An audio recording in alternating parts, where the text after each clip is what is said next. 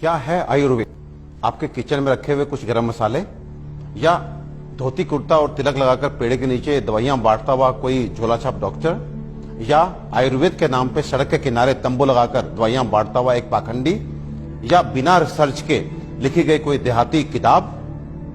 अफसोस की बात है कि हम में से अधिकतर लोग यही मानते हैं और यही जानते हैं, और इसी चूक का परिणाम है कि आज हमें यह दिन देखने को मिल रहा है। और साथ ही मैं आपको सचेत कर देना चाहता हूं कि अगर अब भी हम ना सुधरे, हम आयुर्वेद को नहीं जाने, नहीं पहचाने, तो मुझे नहीं मालूम कि आयुर्वेद का क्या होगा, लेकिन मानव जाति का पतन तो मैं निश्चित रूप से देख रहा हूं। और जो लोग मेरी इस बात से इत्तेफाक नहीं रखते, वो अपनी क्वालिटी ऑफ हेल्थ और क्वांटम ऑफ लाइफ को कंसिडर करें। साधनों के अभाव में हमारे बड़ों में से अधिकतर लोग 100 वर्ष की आयु तक पहुंचते थे। ये वो आयु है जिसकी आज हम साधन संपन्न होने के बावजूद भी कल्पना तक नहीं करते। और मैं एक बार आपसे पूछना चाहता हूं कि ये जो मॉडर्न साइंस है, ये किस तरह का इलाज कर रही है? कि आपको यदि शुगर हो गया तो आप दवाई खाइए, कब तक? जिंदगी भर। आपको ब्लड प्रेशर हो गया, आप दवाई खाइए, कब तक? जिंदगी भर। आपको थायराइड हो गया, आप दवाई खाइए, कब तक? जिंदगी भर। आपकी किडनी खराब हो गई, बदल दीजिए। आपका लिवर खराब हो गया, बदल दीजिए। आपको गांठ हो गई, काट डालिए। ये किस तरह की चिकित्सा है? और ये चिकित्सा नहीं, ये केवल सिम्टम्स को दबाना है, क्योंकि ये बाहर से आपको नॉर्मल रीडिंग देते हैं, शुगर ठीक है, ब्लड प्रेशर ठीक है, लेकिन अंदर बीमारी अपना काम कर रही है। 15 साल बाद आपकी किडनी खराब। किससे? शुगर से, ब्लड प्रेशर से। आज का नर्वस सिस्टम खराब, आपकी आंखें खराब, आपको ये कॉम्प्लिकेशन, आपको ये कॉम्प्लिकेशन। तो ये इलाज है या एलोपैथ का काला पर्दा? अपने 20 साल के क्लिनिकल एक्सपीरियंस से आपको बता देना चाहता हूं, ये जो आयुर्वेद विज्ञान है, ये समुद्र से भी गहरा, हिमालय से भी ऊंचा ऐसा जीवन का विज्ञान है जो आपके शरीर में और मन में किसी भी अवांछित परिवर्तन के बारे में आपको न केवल जानकारी देता है, बल्कि उसे जड़ से मिटाने के लिए पुख्ता इलाज भी देता है।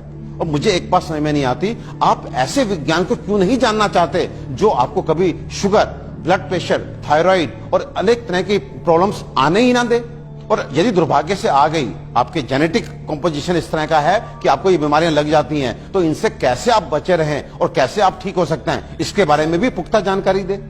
मित्रों, आयुर्वेद सबसे पहले स्वस्थ से स्वास्थ्य रक्षण के लिए आपको ऋतुओं के हिसाब से आपको क्या खाना चाहिए, क्या पीना चाहिए, किस तरह की जीवनचर्या आपकी होनी चाहिए, ये सब सिखाता है। और उसके बाद अनफॉर्चुनेटली यदि आप बीमार पड़ते हैं, तो यहाँ पर लाखों दवाओं का वर्णन है, जिसमें आपकी काष्ठ औषधियां यानी कि जड़ी बूटियों से बनी औषधियां, आपके मिनरल्स यानी कि खनिजों से बनी औषधियां, रस औषधियां, इतनी सारी औषधियों का वर्णन है जो आपके उन बीमारियों के लिए भी आपको इलाज देती हैं, जिसमें आज का मॉडर्न साइंस जो है अपने हाथ खड़ा कर देता है। आज फैली किसी भी विषाणु जनित बीमारी के लिए वेंटिलेटर्स का इंतजाम मॉडर्न साइंस करता है। केवल किस लिए? इसलिए कि वो तब तक आपको जीवित रख सके जब तक वायरस अपने आप आपको छोड़ के नहीं चला जाता। तो ये किस तरह का इलाज है? जबकि आयुर्वेदिक औषधियां ऐसी हैं जो सीधे जाके वायरस को मार के आपको बीमारी से बाहर लेके आती हैं, आपको मौत से मुके बाहर लेकर के आती हैं। तो दोस्तों, विश्वास कीजिए, अपने आयुर्वेद को मान दीजिए, सम्मान दीजिए, जानिए, पहचानिए,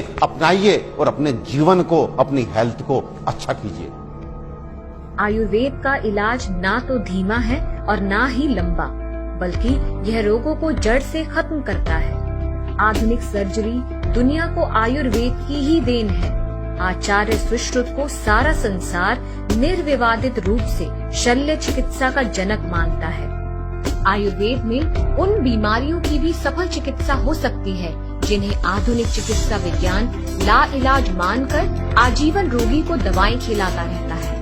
आयुर्वेद आपके और आपके बच्चों के लिए सुरक्षित है। आयुर्वेद अपनाएं।